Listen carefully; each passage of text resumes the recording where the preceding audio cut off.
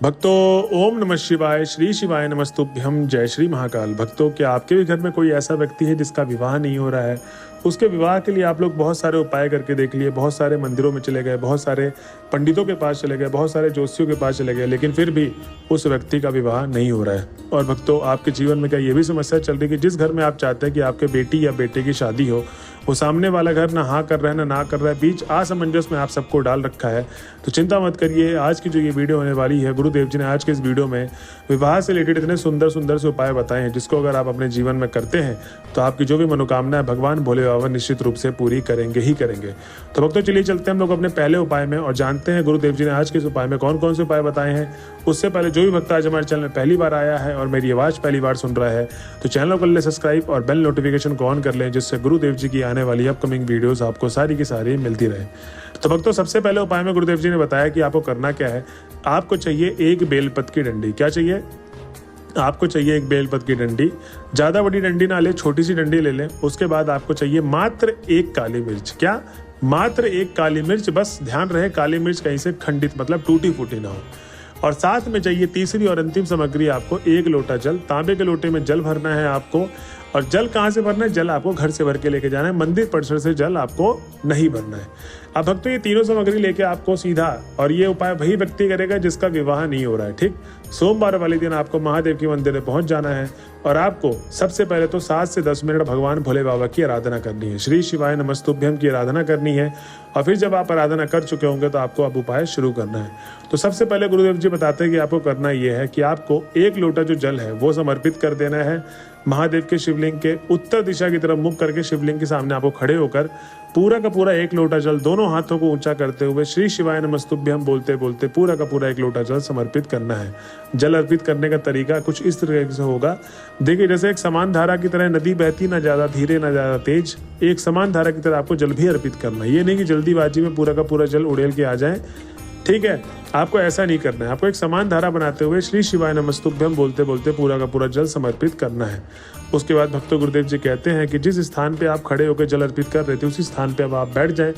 अब आपके आंखों के सामने जो शिवलिंग के सामने वाला भाग दिख रहा है, उसके जस्ट अपोजिट वाले भाग में आपको वही एक काली मिर्च और एक बेलपत की डंडी आपको रख देनी है, अपोजिट वाले भाग में, ठीक, जो हिस्सा आपको नहीं दिख रहा है।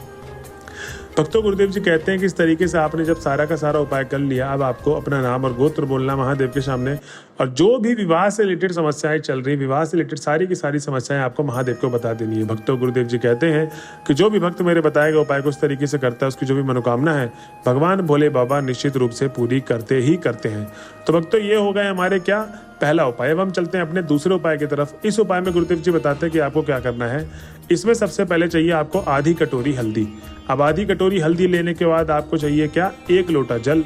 तांबे के लोटे में जल भी भर लें। अब आपको सीधा चले जाना है महादेव के मंदिर पे। अब ये उपाय किस दिन करेंगे? तो जो भी अगला प्रदोष काल का दिन होगा उस दिन आपको ये उपाय करना है। और ये उपाय करेगा कौन? वही लड़का लड़की जिसका विवाह नहीं हो रहा है। अब इस उपाय में गुरुदेव जी बोलते हैं कि आपको करना ही है कि वही 7 से 10 मिनट सबसे पहले तो आपको आराधना करनी है। अब ये आराधना मैंने क्यों बोला पहले उपाय में भी दूसरे उपाय में? क्योंकि भक्तों, गुरुदेव जी हमेशा कहते हैं कि ज्यादातर भक्त क्या करते हैं, जल्दीबाजी में उपाय को करते हैं।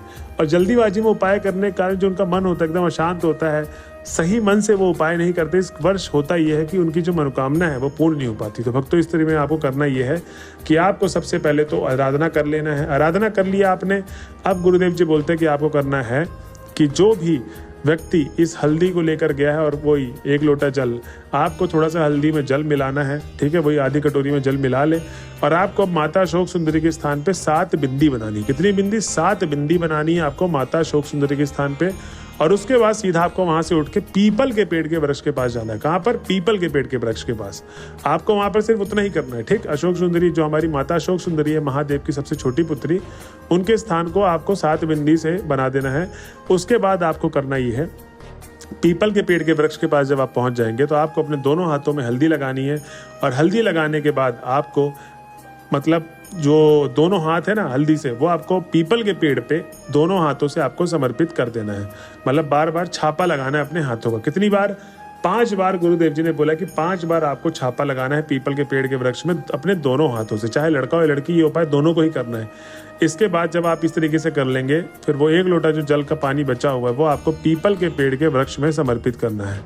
जब आप वृक्ष के समर्पित कर देंगे तो वो जो साथ में मिट्टी गीली हुई होगी पीपल के पेड़ के आसपास की, वहाँ से थोड़ी सी मिट्टी उठाकर अपने माथे पर तिलक के रूप में लगा लीजिए।